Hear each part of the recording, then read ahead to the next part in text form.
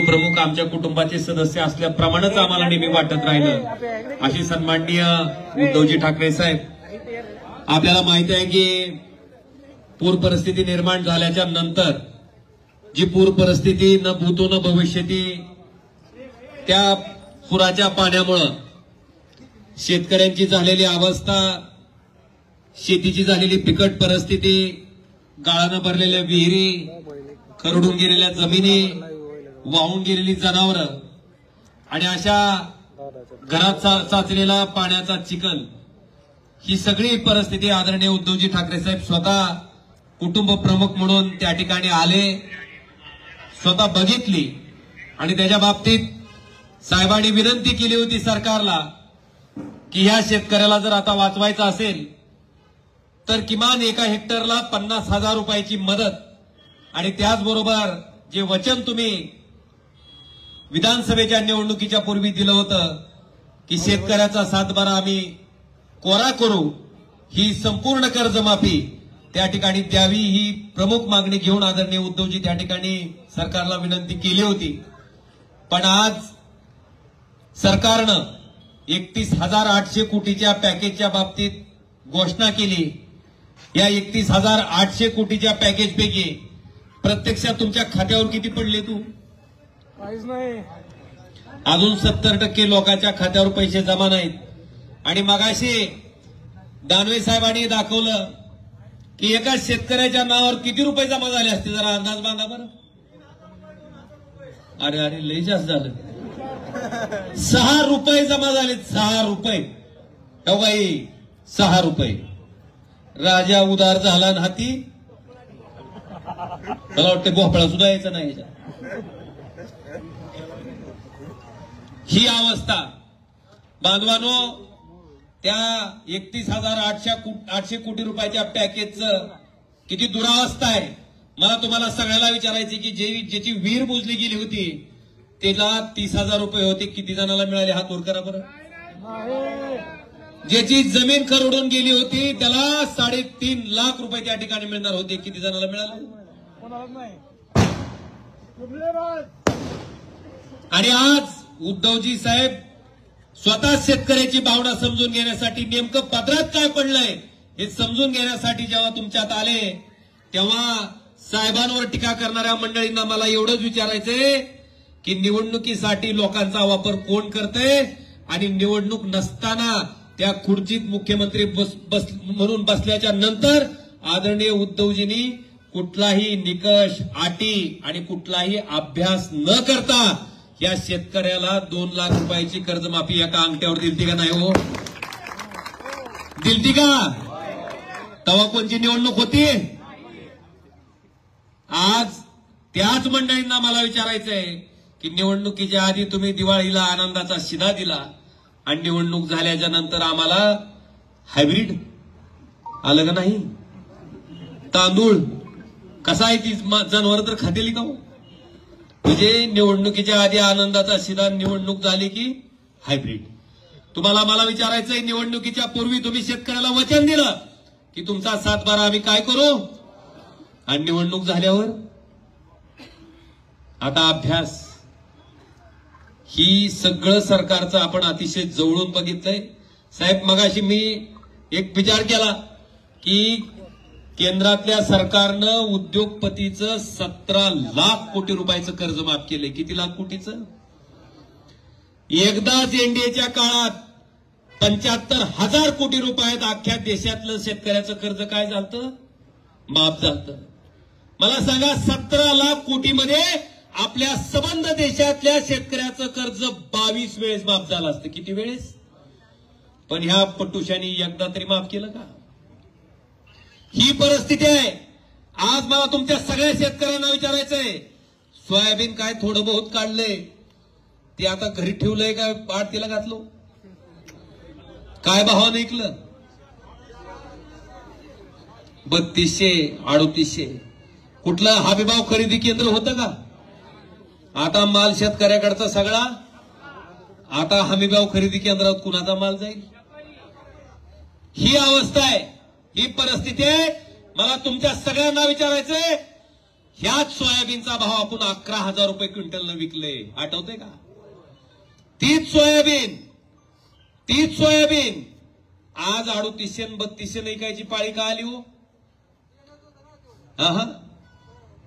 सरकारनं त्या ठिकाणी पाम तेल आयात केलं, सोया पेंड आयात केली आणि 11,000 रुपये क्विंटलचं सोयाबीन आज आपल्याला 3800 विकायला भाग सरकारनं पाडलं. केवळ केंद्र सरकारच्या धोरणामुळं हे पाप त्या ठिकाणी सरकारनं आपल्या बाबतीत केलंय.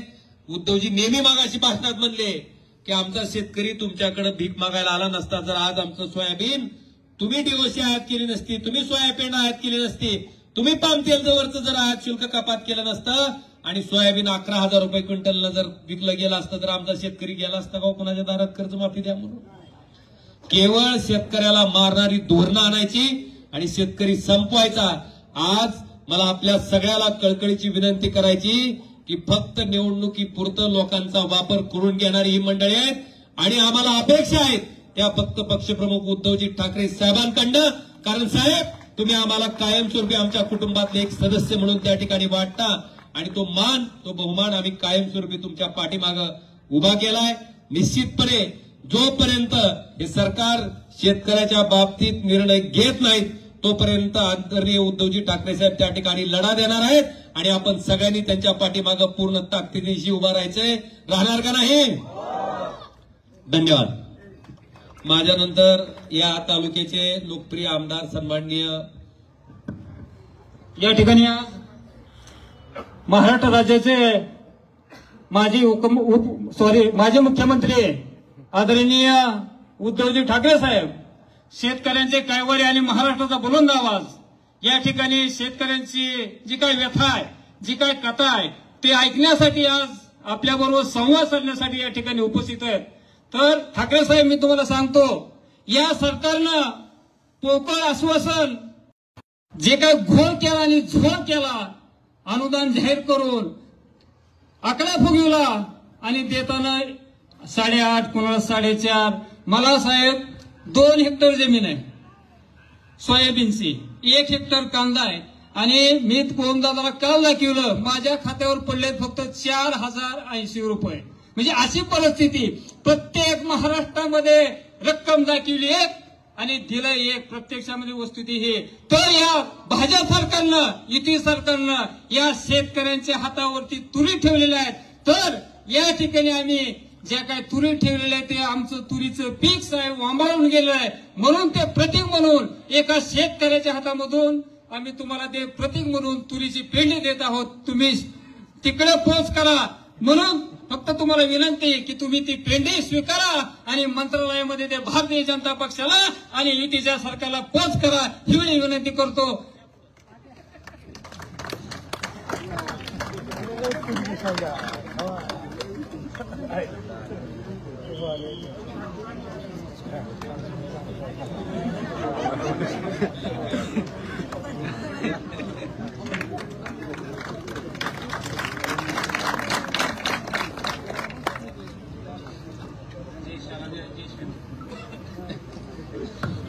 यानंतर या आपल्या बार्शी तालुक्याचे लोकप्रिय आमदार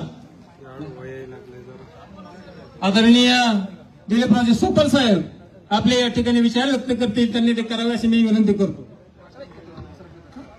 आदरणीय शिवसेना प्रमुख उद्धवसाहेब ठाकरे विधिमंडळातील विधान परिषदेचे विरोधी पक्ष नेते आदरणीय दानवे साहेब, आपल्या भागाचे खासदार ओमराजे, शेजारचे आमदार कैलासदादा स्वामी साहेब,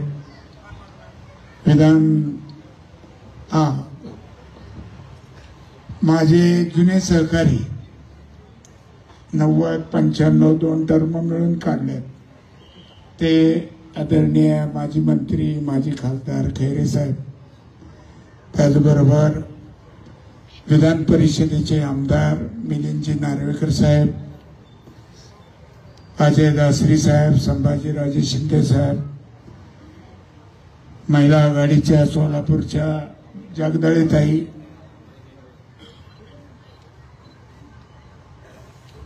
सर्व पदाधिकारी, गावचे आमचे सहकारी, सरपंच म्हणत नाही कारण सरपंचाचे पती आहेत ते,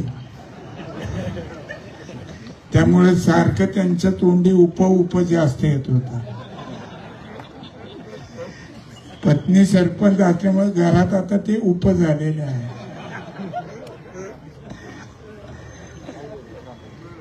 आता त्यांनी वस्तुस्थिती मांडली. पण साहेब एक खरं आहे, या तालुक्यात तर 11 मंडळामध्ये अतिवृष्टी झाली. काही मंडळात एका आठवड्यात 4 वेळा, 2 मंडळात 3 वेळा आणि उरलेल्या 2 वेळा.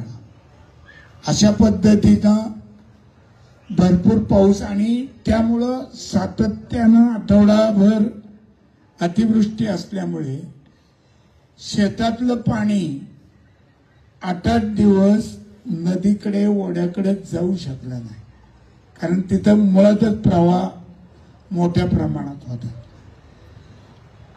आणि त्यामुळं पीक कूच, मी आणि ओमराजे आम्ही अनेक गावामध्ये फिरलो. ती वस्तुती आमच्याबरोबर पत्रकार मुंबईचे पण आलते. ते ओमराजेंनी तर ते सोयाबीन उपटून त्याच्यात आत पडलेली आळी सुद्धा त्या पत्रकारांना मुंबईच्या दाखवली. म्हणजे उतारा त्यामुळं कमी पडला. द्राक्ष पिकाचं तर अतोनात नुकसान. द्राक्षाच्या बागा तर शेवटी द्राक्ष बागायतदार संघाने विनंती केल्यामुळं राष्ट्रीय द्राक्ष संशोधन केंद्राचे शास्त्रज्ञ आले आणि मग त्यांनी सांगितलं की हे पिकाचं नुकसान झालंय, याला धरा. कारण बागा म्हणल्यावर बागाचं नुकसान नाही, ऊस म्हणलं की ऊसाचं नुकसान नाही, असा एक ठोकताळा करून टाकला होता. पण ज्या ऊसाच्या खालची मातीच खरडून गेली तो आता नावालाच नुसता त्या ठिकाणी आहे, असं पण नुकसान झालेलं आहे. आणि स्वाभाविक आमदार असल्यामुळं पैसे न आलेले फोन मला यायला लागले. अहो आमदार राजू नकाश का आपले पैसे आणले ना आमचे पैसे आणले.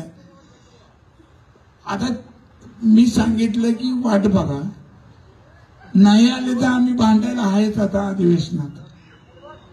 पण आले नाहीत ह्याचे फोन जास्त आले आणि सरकारचे बाजू मांडायला कोण नाही इथं.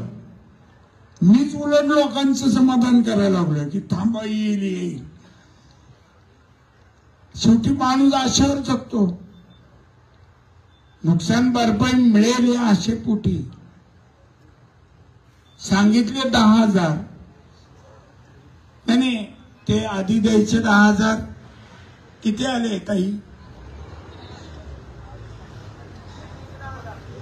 पेरणी ज्वारीच्या बऱ्याच ठिकाणी झाल्या, काही आता या पावसामुळं हे एक बिचारा थांबायला तयार नाही, सारखा वापसा मोडतोय. आणि सांगितले 10 आले, काही जणाला काही आले नाहीत, काही जणाला 2-4 असे काहीतरी आकड्यांनी आलेले. म्हणजे थोडक्यात काय तर ज्या पद्धतीनं सगळ्या घोषणा झाल्या, पेपरमध्ये आलं, टीव्हीला आलं, पण वास्तवात ते अजून काही पोचलेलं नाही. गाळानी पाण्याने ज्या विहिरी भरल्या त्याचे पंचनामा करण्याचा तलाट्याला किंवा ग्रामसेवकाला अधिकार नाही. त्यांनी फक्त नोंद घेतली, त्याचे तज्ज्ञ येणार आहेत अजून. आणि ते आल्यानंतर मग ते खरडून गेलेल्या जमिनी आणि विहिरीचं तिथून पुढं काय आता तर लागणार केव्हा आपली काय, मला तर काही खरं वाटेना गेलं. आणि त्यामुळं या सगळ्या गोष्टी आदरणीय उद्धव साहेबांच्या लक्षात आल्यामुळे कुठं कुठं नेमकं काय पोचलंय आणि काय नाही याच्यासाठी आपल्या वेदना त्यांच्या मार्फत या शासनाच्या कानापर्यंत जाव्या म्हणून साहेबांनी हा दौरा काढलेला आहे, संवाद दौरा. आणि त्या दौऱ्याच्या निमित्तानं आज आपल्या घारी गावात ते आलेले आहेत. आणि त्याच्या मला वाटतं याच्यापेक्षा मी जास्त काही बोलून वेळ घेऊ नये. आणि मी उद्धव साहेबांना विनंती करतो की त्याच्या आधी समजा कुणाला बोलायचं आहे शेतकरी, तर त्यांनी आपली या व्यथा या ठिकाणी मांडा. या ठिकाणी कांदा उत्पादक शेतकरी विजय कागदे आपलं या ठिकाणी मनोगत व्यक्त करेल.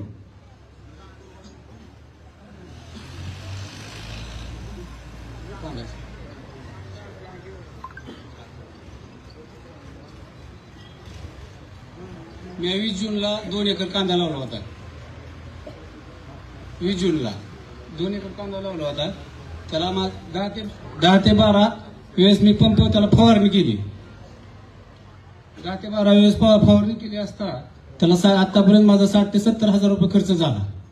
आज मला शासनाकडून मिळालं त्याला किती 9,000 रुपये. माझं कमीत कमी नुकसान झाले 2.5 ते 3 लाख रुपयाचं. आणि आज विकायला जर गेलो तर त्याला 4 रुपये किलोने घेतलं जाते. ही कुठं भरून निघणार. आणि खताचं जर आज बोललं तर आज 700 ते 800 रुपयाला खताचं पोतं मिळत होतं की आज 2,000 रुपयाला मिळते. साहेब शेतीच परवडत नाही.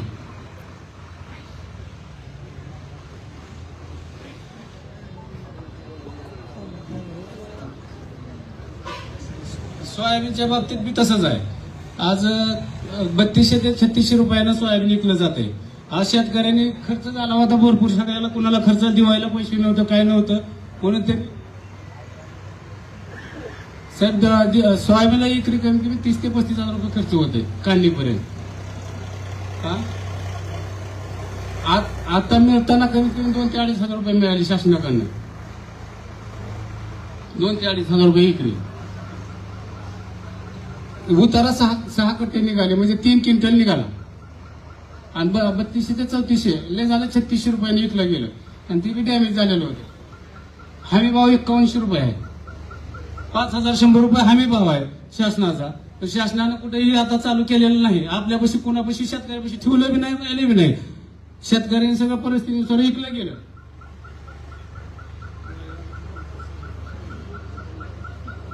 दिवाळी करता सगळ्या शेतकऱ्यांनी विकून टाकलं आणि ते खर्चाला पैसे नसल्यामुळे विकलं त्यांनी. आणि आज आता 30 तारखेपासून त्यांनी नोंदणी चालू केली. आता शेतकऱ्यापाशी मला सोयाबीनच नाही, काय नोंदणी करायची. आता ही सोयाबीन कुणाची नोंदणी करणार ती. आज पेरणीला 10,000 रुपये देतो म्हणजे ते दिलं नाही.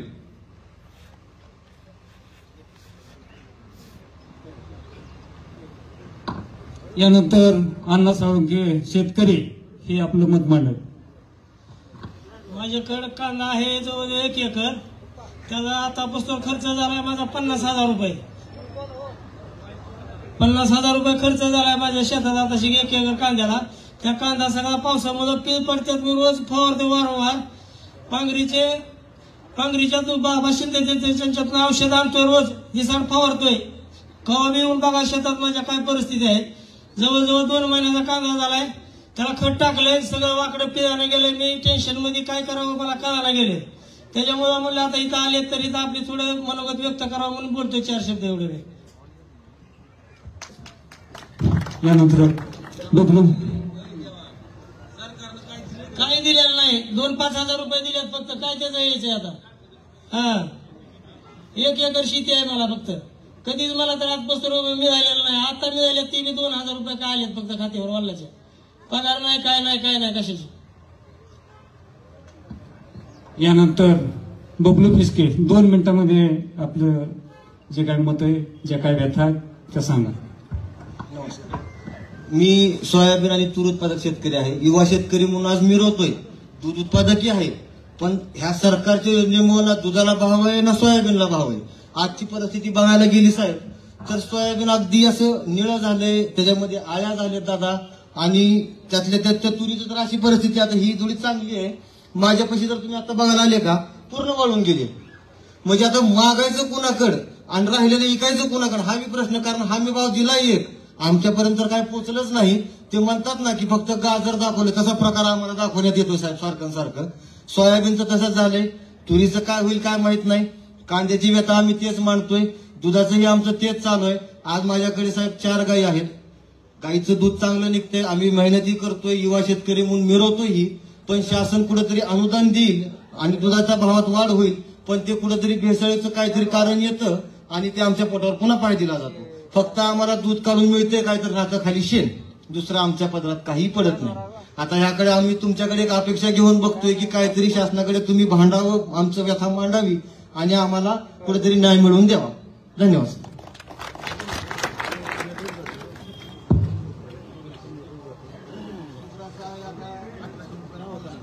36 रुपये किलो, 36 रुपये. आधी 1200 रुपयाला बॅग होती, आता 1800 रुपयाला बॅग झाली. त्याला हा सगळं आहे सर, जीएसटी बॅग त्याला. यानंतर पिंपरी येथील शेतकरी काटमोरे साहेब यांनी आपल्या व्यथा मांडाव्यात अशी मी त्यांना विनंती करतो. साहेब, मी परवा आपली मॅच बघत होतो आणि दुसऱ्या दिवशी बातम्या ऐकल्या. त्या जयशहाने इतकी बक्षिसं दिली त्या क्रिकेटपटूला, 125 कोटी काय कोटी, आणि तिथं कोटी देऊ द्या, आम्हाला अभिमान आहे त्या संघाचा. पण तुम्ही एवढ्या मोठमोठ्या संघटना त्या शेतकरी दिसत नाहीत का असे? यांना काहीतरी तुम्हाला वाटलं नाही का द्या? आणि तिथनं म्हणतात की उद्धव साहेब मातोश्रीतनं बसून कारभार केला. अरे बाबानो, हे बघा आमच्या सोबत आलेत साहेब, इथं साहेब आलेत. काय बोलावं, कसं बोलावं? आणि अवस्था अशी झाली साहेब की आमच्या तालुक्यातले जवळजवळ 7 ते 8 शेतकऱ्यांनी आत्महत्या केली. आत्महत्या केल्या. एक शेतकरी जर भेटला, तो म्हणला साहेब आत्महत्या करायला सुद्धा माझ्याकडे पैसे नाहीत, औषधं महाग झाली. इतकी औषधं महाग केलीत. हे औषधं इतकी महाग केली, त्या पिकाला भाव नाही. एक सरकारचे मंत्री आले होते, आम्ही काही नाव घेत नाही, आमचे शेतकरी स्वाभिमानी शेतकरी, त्यांनी सांगितलं हिशोब करून तुम्ही 4000 देतायत, आम्हाला सोयाबीनला झाकायला ती ताडपत्री सोय येत नाही, काय त्या 4000मध्ये करावं? आणि साहेब ठीक आहे, आम्ही शेतकरी भीक मागत नव्हतो, अजून सुद्धा मागत नाही सरकारला, भीक नकोच आम्हाला, आम्ही स्वाभिमानानं जगतो आम्ही. पण तुम्ही असं खेळवता कशाला? शेतकऱ्यांना त्याच्या भावनेशी खेळता कशाला? ही सगळ्यात मोठी समस्या आहे.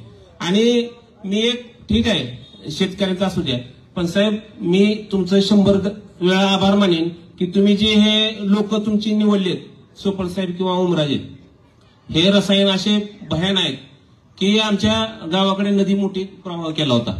आणि मी फोन केला साहेबांना की साहेब नदीचं पाणी गावात शिरते का काय काय नाही, घाबरू नका, मी स्वतःच तुमच्याकडे मुक्कामाला येतो, असं म्हणून धीर देणारे लोक आहेत.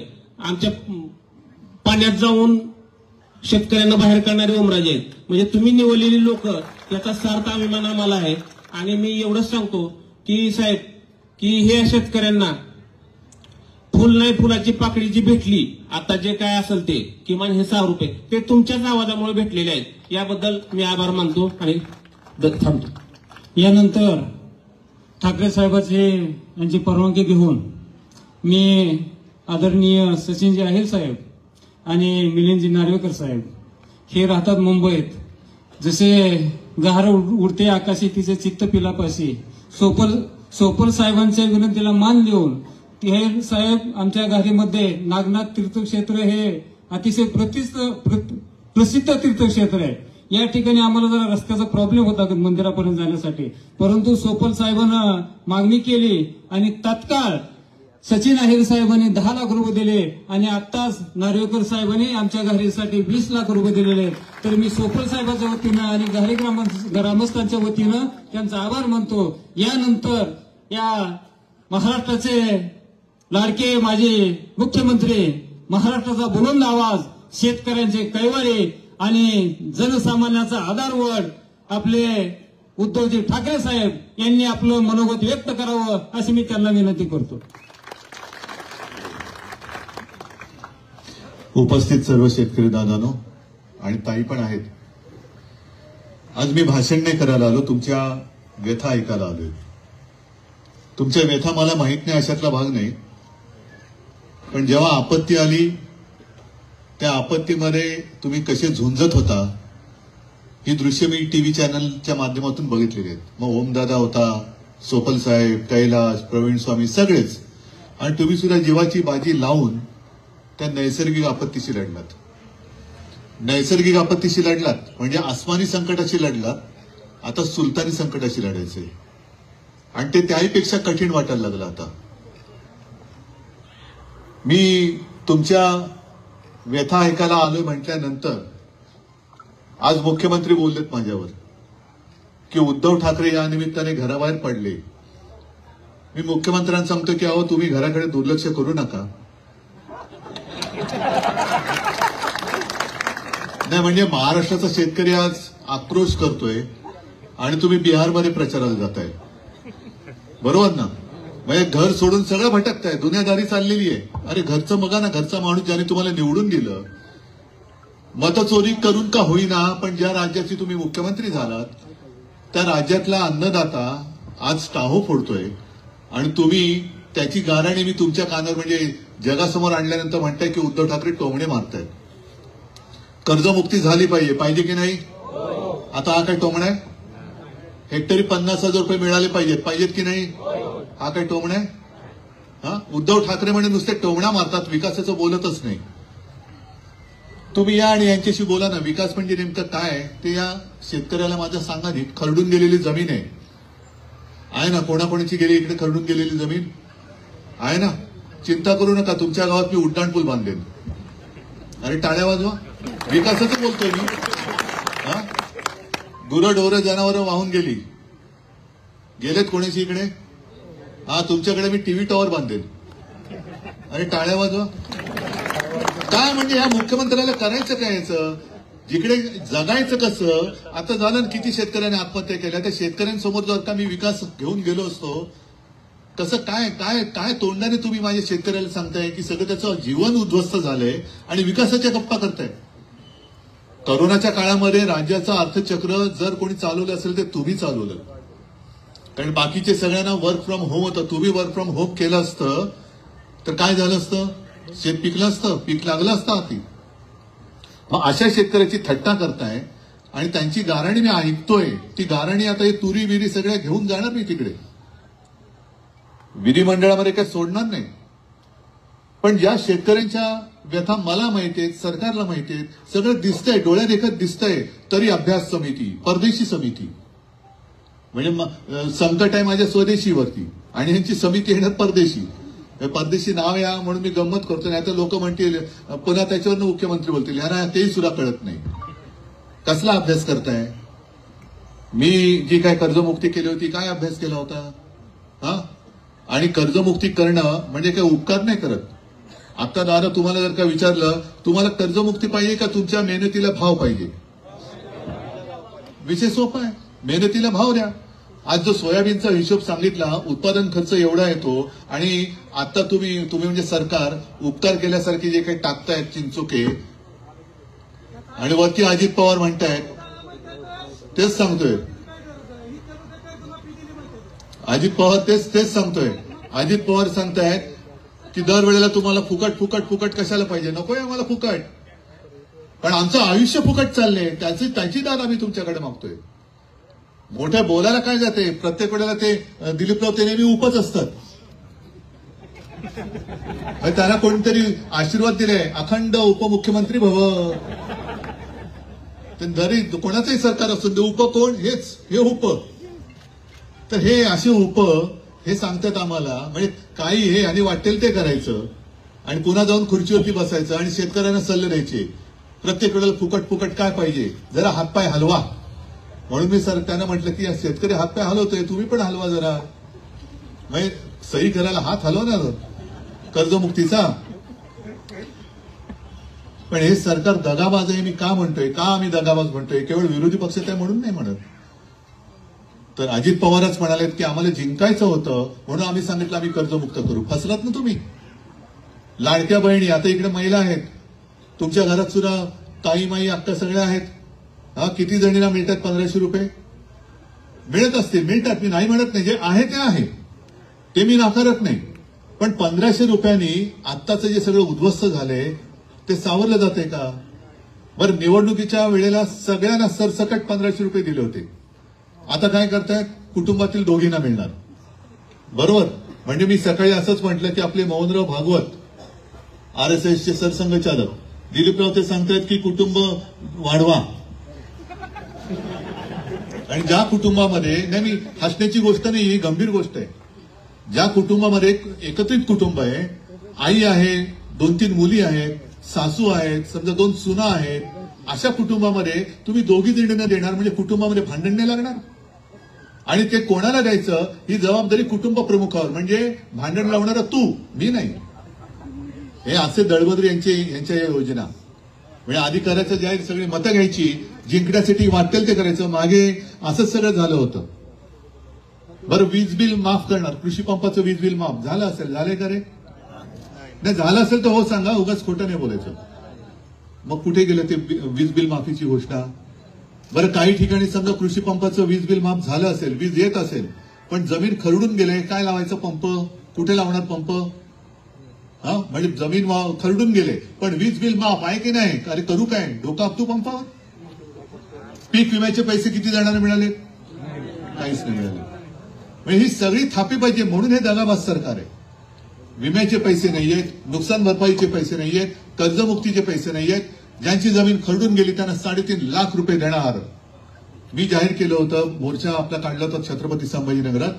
मी त्यांना सरकारला सांगितलं होतं की बाकी सोडून द्या, पण तुम्ही जे 3.5 लाख रुपये जाहीर केलेत खरडून गेलेल्या जमिनीचे, त्यातले किमान 1 लाख रुपये दिवाळीच्या आत माझ्या शेतकऱ्याच्या खात्याच्या बँकेच्या खात्यात टाका. नाही, मग आता कर्जमाफी, कर्जमुक्ती आम्ही देणार. कधी देणार? जून मध्ये. हे तोपर्यंत निवडणुका होऊन गेल्या, लावला तुमच्या कोपऱ्याला गुळ. म्हणजे आता येणार घोड्यावर बसून मतं द्या, मतं द्या, मतं द्या, मतं द्या. आम्ही कर्जमुक्ती तुमची जून मध्ये करणार. का आत्ता का? काय पंचांग काढलंय? की तुम्ही संवत्सर बघताय, शके बघताय, आणखीन काय तिथी बघताय?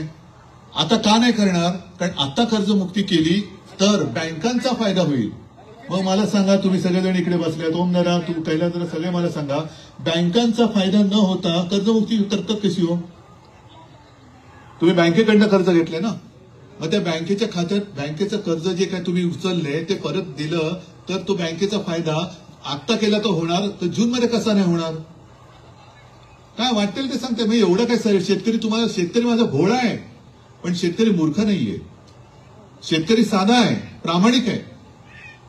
म्हणून तर तुमच्याकडे मागतोय. आशेनी जर आपण त्यांना जर मतं दिली असतील असं ते म्हणतायत, दिलेत की नाही मला माहिती नाही, कारण आता ते सुद्धा भांड फुटलं, मतं चोरी.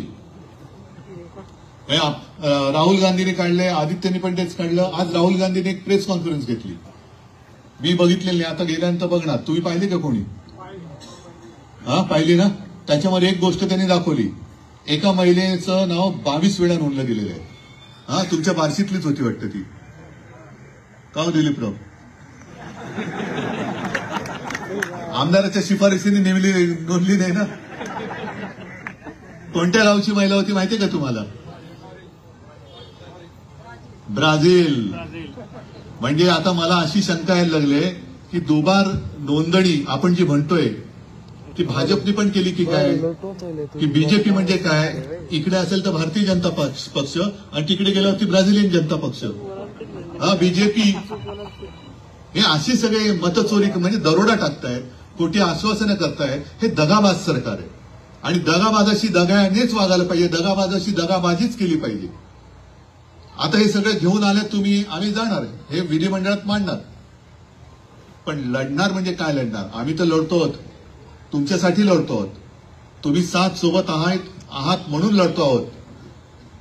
ज्या गोष्टी जसं छत्रपती संभाजीनगरमध्ये मोर्चा काढला, इशारा दिला, पीक विमा कंपन्यांवरती सुद्धा आपण 5-7 वर्षापूर्वी मोर्चा काढला होता, त्याच्यानंतर विम्याचे पैसे मिळाले होते. आज सुद्धा मी विमा कंपन्यांना इशारा देतोय की ही थेरा जी काय चालली आहेत, 6 रुपये, 2 रुपये, 3 रुपये, 5 रुपये, 21 रुपये लुटताय तुम्ही. शेतकऱ्याच्या नावाने तुम्ही महाराष्ट्र लुटतात, जनतेचा पैसा लुटता आहात. गपचूपपणाने, गपगुमानपणाने माझ्या शेतकऱ्याचे विम्याचे जे योग्य पैसे आहेत ते त्यांना द्या, नाहीतर विम्याच्या कंपन्यांच्या ऑफिसमध्ये आमचे शेतकरी घुसल्याशिवाय राहणार नाही. आणि तुम्हाला सगळ्यांना मी सांगतोय, नुसतं रडून नाही चालणार. काय करणार, कसं करणार, हे कांदे सडले, तिकडे आकलेचे सडलेले कांदे बसलेत, सडलेत आकलेचे कांदे. हे नुसते नाही सडलेत, ते सडलेले आकलेचे कांदे आहेत. किती आरडाओरडा केला तरी त्यांना माहिती आहे की तुम्ही काही करू शकत नाही. यांना वटणीवर आणायचं असेल तर गावागावात आता बोर्ड लावा. आज सकाळी मी सुरुवात केल्यानंतर लगेच बातम्या सुरू झाल्या, उद्धव ठाकरे निवडणुकीसाठी फिरतोय का, निवडणुकीसाठी. माझा शेतकरी आहे, काय म्हणायचं ते म्हण. या निमित्ताने घराच्या बाहेर पडलो, जा, बसतो तुझ्या डोक्यावर, आता मी बसतो तुझ्या डोक्यावर. काय वाटेल ते बोल, पण मी शेतकऱ्याची सोबत नाही सोडणार, शेतकऱ्याची सोबत सोडणार नाही. पण मी जे काही गोष्टी सांगतोय त्या तुम्ही करणार असाल तर आपण लढू शकतो. मी काय मत नाही मागायला आलो तुमच्याकडे, उलट मी तुम्हाला वेगळं सांगायला लावले. गावागावात फलक लावले पाहिजेत की कर्जमुक्ती नाही तर महायुतीला मत नाही. लावणार आहात? हेक्टरी 50,000 रुपये मिळत नाही तोपर्यंत आम्ही महायुतीला मत देणार नाही. आमच्या विहिरीतला गाळ निघत नाही तोपर्यंत आम्ही महायुतीला मत देणार नाही. खरडून गेलेली जमीन पूर्ववत होत नाही, आम्हाला हमीभाव मिळत नाही. आणखी ज्या काही तुमच्या असतील मागण्या त्या बोर्डावर लावा आणि खाली लिहा. महायुतीच्या मंत्र्यांना आता नो एंट्री, नो एंट्री. तर ते सुधारतील, तर तुमच्यासमोर गुडघे टेकतील. नाहीतर त्यांना माहितीये, जसं त्यांनी जाहीर केलं होतं लाडक्या बहिणीला आम्ही 2100 रुपये देऊ. किती जणींना 2100 रुपये मिळत आहेत? नाही. बरं, आपले मुख्यमंत्री फिरतायत बिहारमध्ये, बरोबर आहे, पंतप्रधान बिहारमध्ये. अमित शहा 2 वेळेला मुंबईत येऊन गेले, पण शेतकऱ्याच्या विषयी एक अवाक्षर बोलले नाहीत. काय बोलून गेले? मुंबईचा महापौर भाजपचाच होणार. अरे बघू रे, लांब आहे मुंबई. हवी मुंबई अजून लांब आहे, पण मुंबईमध्ये आला, माझ्या महाराष्ट्राच्या राजधानीत आला. त्या महाराष्ट्रामध्ये शेतकरी आपत्तीमध्ये सापडलेला आहे, संकटात भरडला गेलाय. त्यांच्याबद्दल काहीतरी 2 शब्द बोला. पंतप्रधान बोलले राज्याकडनं प्रस्ताव आलेला नाही. अजून राज्याकडनं प्रस्ताव का पाठवला नाही हे मुख्यमंत्र्यांना विचारा.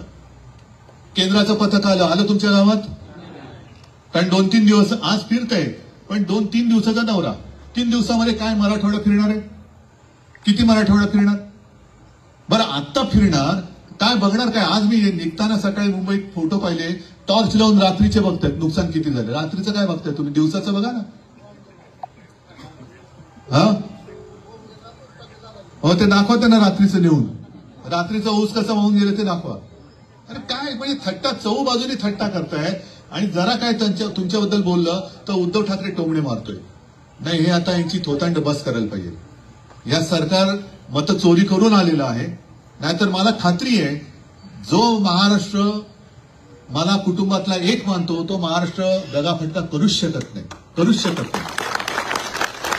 बरं ठीक आहे, सरकार म्हणून बसला म्हणून माझ्या काही पोटात दुखत नाही. पण महाराष्ट्र संकटात असताना पंतप्रधान बिहारमध्ये जात आहेत, महाराष्ट्राचे मुख्यमंत्री आज जसं मी फिरतोय तसं तुमच्या सोबत येऊन बसण्याबरोबरच्या ऐवजी बिहारात जाऊन सांगतायत की पंतप्रधानांचं सगळ्या राज्यांवरती प्रेम आहे, लेकिन अंदर की बात बताता हूं, प्रधानमंत्री जी का सबसे ज्यादा प्यार बिहार के ऊपर आहे ना, बोललेत ना. मग असे पंतप्रधान तुमच्यावरती काय उपकार करणार? उपकार नकोच आहे. पण त्या पंतप्रधानांचे हे दूत मुख्यमंत्री जे घर सोडून दारोदारी फिरतायत, दुनियादारी करतायत, त्यांना म्हणा घरचं दुःख पहिलं बघा, घरचं दुःख काय आहे. माझ्या घरातला शेतकरी आज टाहो फोडतोय, त्याला वाऱ्यावरती सोडलंय. तुम्ही पॅकेज जाहीर केलंय, काल कॅबिनेट झाली, कॅबिनेटमध्ये ही लोक अधिकाऱ्यांवरती डाग करतायत. अजून का नाही गेले पैसे? अरे तुम्ही नाही दिले तर देणार कसे? दिले नाही तर देऊ कसे पैसे? आणि त्याच्यासाठी हे तर आम्ही लढणार. ज्या वेळेला तुम्हाला साथ घालीन तेव्हा तुम्हाला सगळ्यांना रस्त्यावरती यावं लागेल. तयार आहात? आणि जे मी सांगतोय ती हिंमत पाहिजे, लढायची तर हिंमत पाहिजे. हिंमत नसेल तर मग काय लढायला अर्थ राहत नाही. हिंमत असेल तर गावागावात बोर्ड लागले पाहिजेत की जोपर्यंत आमच्या मागण्या मान्य होत नाही तोपर्यंत महायुतीला आम्ही मत देणार नाही. ठरलं? ठीक आहे. बाकी जे लढाई लढायचे, विधिमंडळात त्यांना काय विचारायचे, कसं भंडावून सोडायचे, ती जबाबदारी आमची. पण तुमच्या खांद्याला खांदा लावून सगळे शिवसैनिक मैदानात उतरलेले आहेत.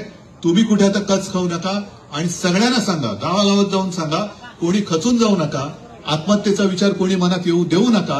हे सरकार ठीक आहे, हे सरकार येतं, सरकार जातं, हे सरकार पण जाईल, ही आपत्ती पण जाईल, पण जीव गेला तर मात्र परत येणार नाही.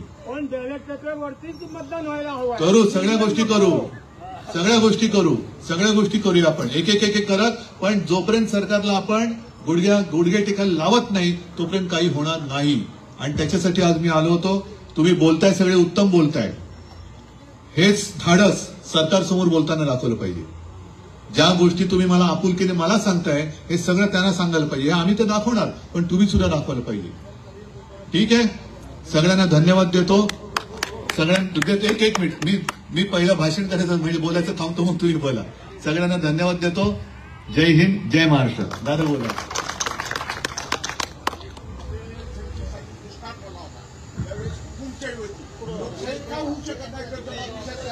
इकडे आला.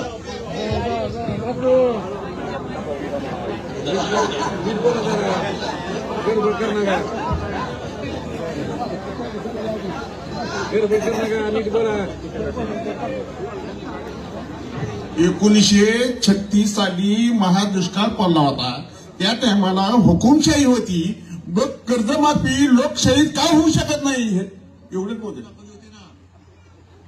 मी करून दाखवली होती की नाही रे? मी केलेली मिळाली होती की नाही?